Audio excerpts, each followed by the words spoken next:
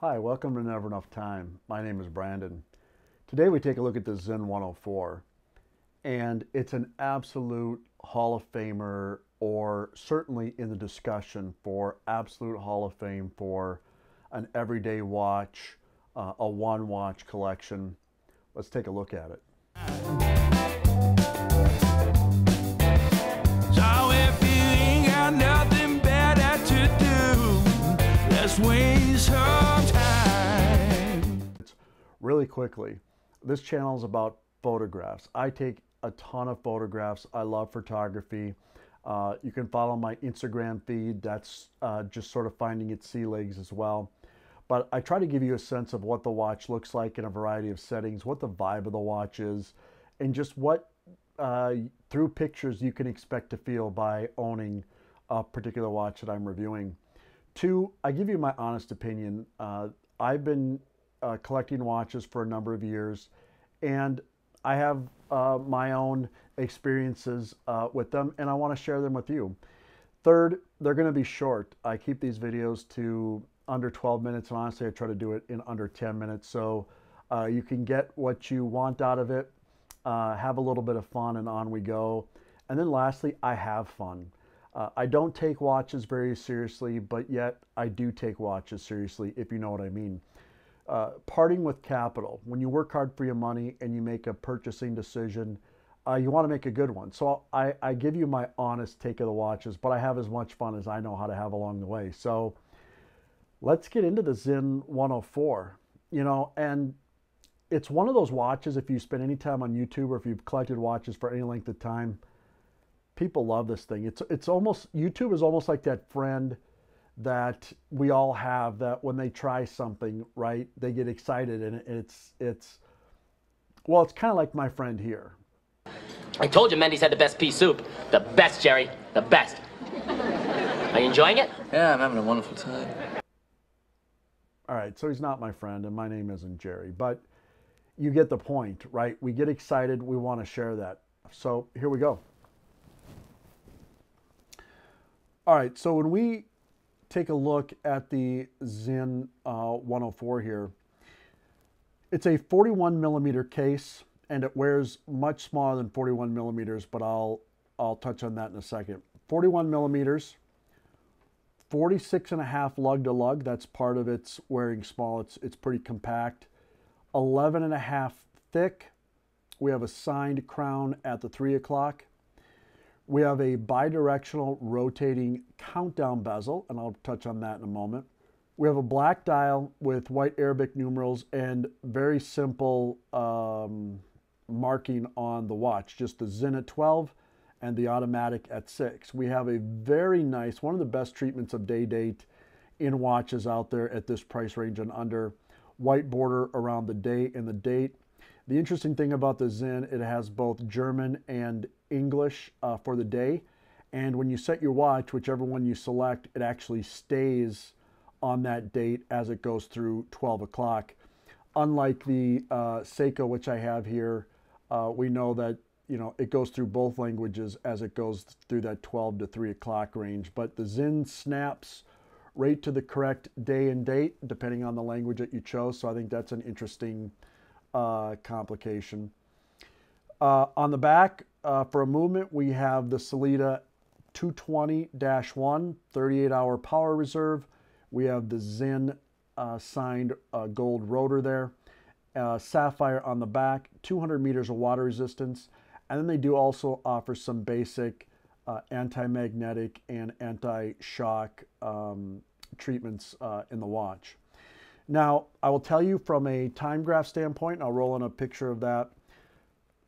The Zen, whatever they do with the Sellita 220-1 through their regulation process or through their own engineering, they have these things dialed in. I'm always within a second or two on the time graph.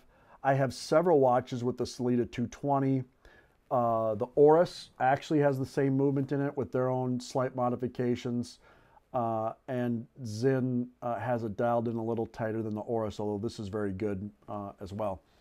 But very tightly regulated SW220-1, so they do a great job on that. Now, the overall impressions of the watch, one, it wears small. So if you have a 5.5 to 7 inch wrist and a 41 millimeter kind of scares you away, I wouldn't be scared off by the Sinn. Here's a picture of it on my wife's about 6.25 inch wrist to give you a sense on the smaller end of wrists if you're male, and probably average if you're female. And it looks just fine. Now, when my wife does put on the Oris, it looks bigger on there. Now, there's two reasons for that. One, the lug to lug on the Oris is a shade over 50, so it's 10% more than the Sinn itself.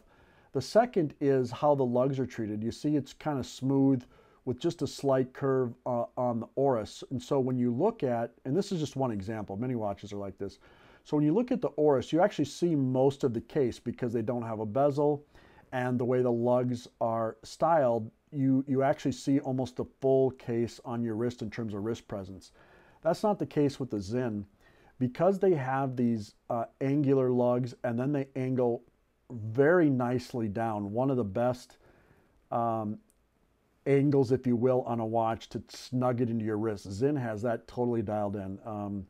This watch is, spoiler alert, is just outstanding in almost every aspect.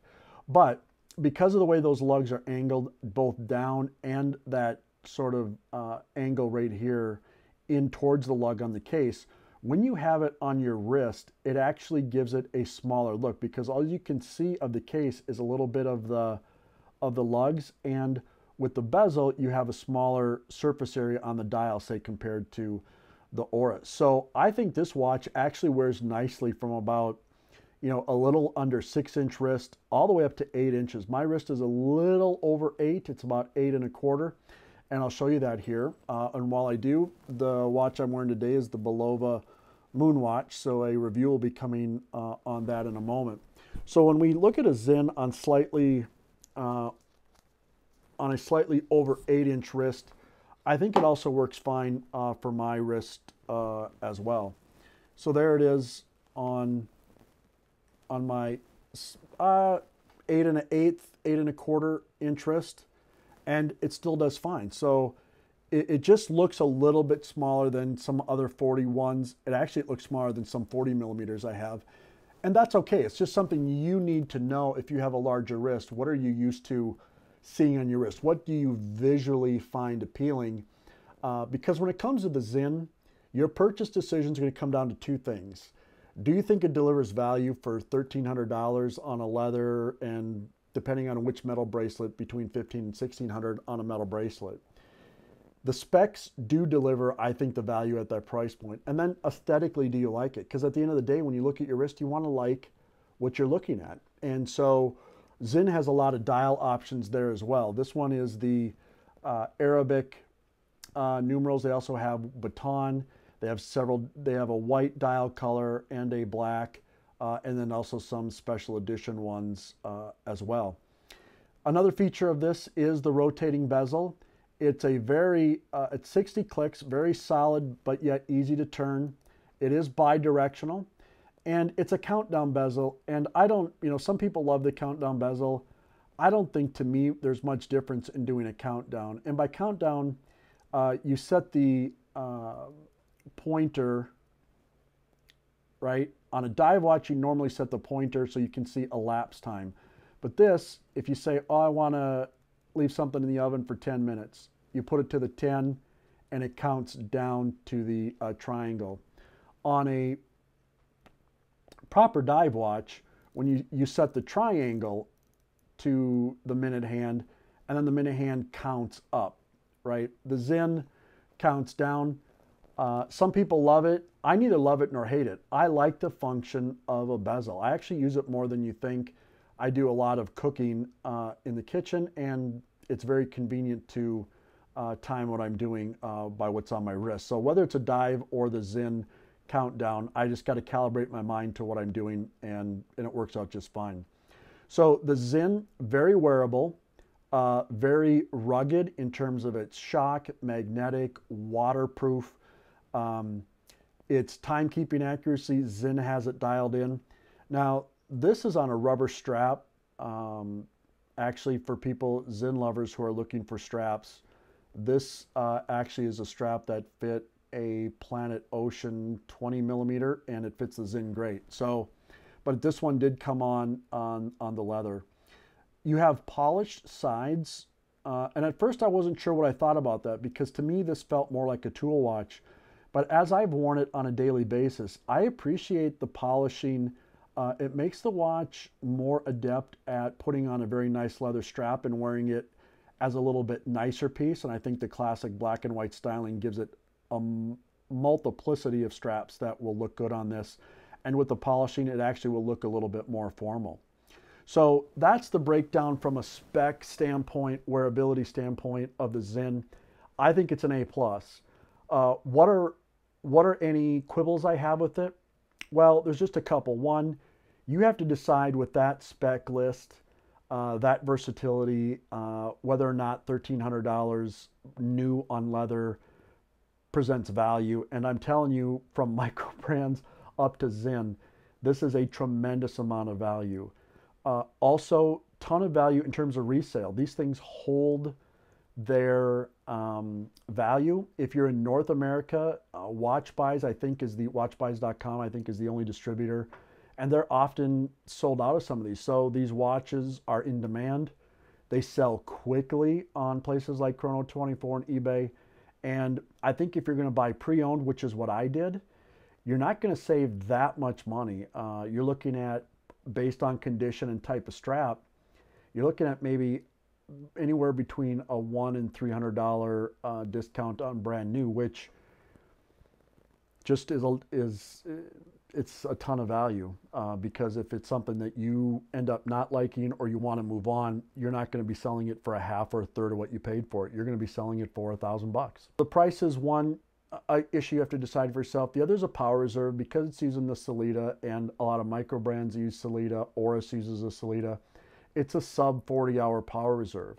So that means if you wear it all week, you take it off, you have other watches you want to wear over the weekend, come Monday morning, you're probably winding the watch again, resetting the time, the date.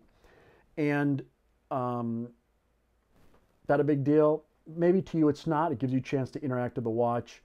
I would say in terms of competitive options, a review is going to be coming up on the Certina here pretty soon.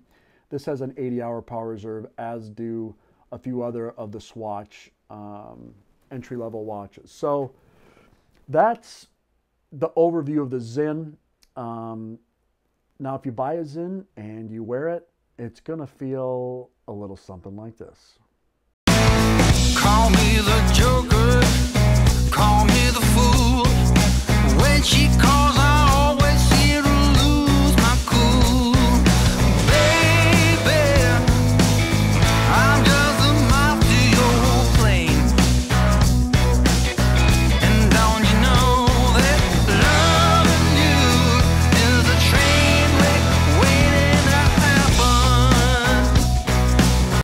So I hope you appreciate that little 20-second view of the Zinn in pictures and music. So I love it. I think it's an absolute home run, but Zinn's at the top of my list. Zinn and the Oris Pro Pilot are the two I'm deciding between in terms of which I'll keep in my collection. I have a video coming up soon comparing the two. Maybe that will make the decision for me. Thanks for hanging out for a few minutes. I hope you found this video fun and interesting. And I hope to see you soon. God bless, be safe, and we'll see you on the next one.